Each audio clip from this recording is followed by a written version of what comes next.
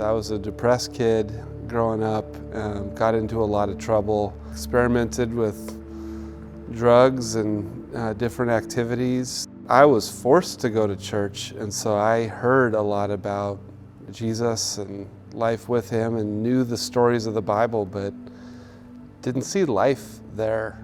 A young life leader was at my school, got to know me and my friends, invited us to camp. At this point, I had a pretty bad reputation in my high school. I'd been arrested and people knew about it. I'd left my home at different times, was living in my car or friends' couches, kind of hopping around.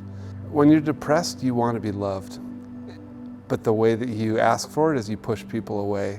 And when I pushed people away, they would leave me alone, except for this one person, this young life leader. When the speaker was talking about Jesus and that he wants a relationship with me, and then explained what unconditional love was, even though I'd grown up hearing about this, it clicked because I was sitting next to somebody who'd shown it to me.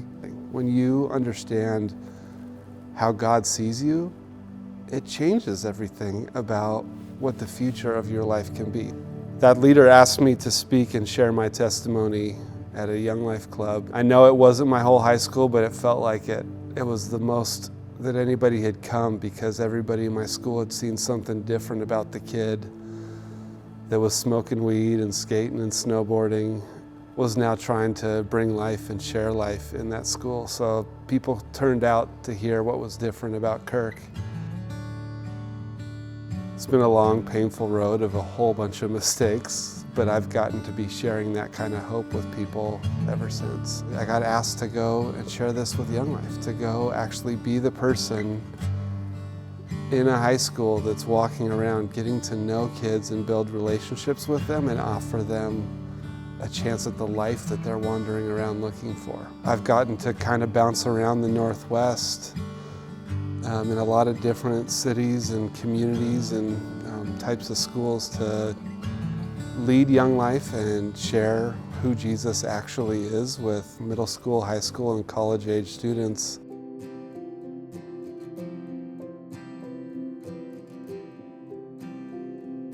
When you have kids, you start to think about, where does the Lord have us? Where am I supposed to be?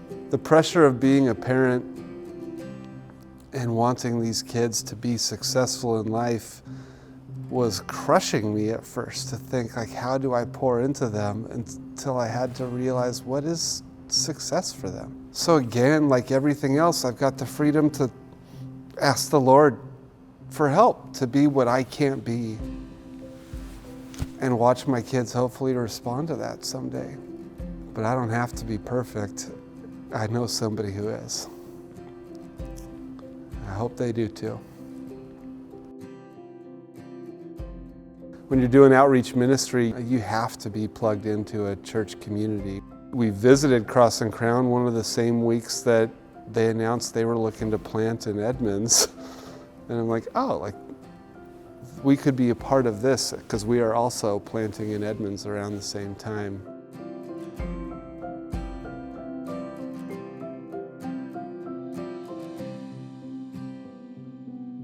I feel like I've landed on a team at Cross and Crown that is willing to take risks for the sake of the gospel.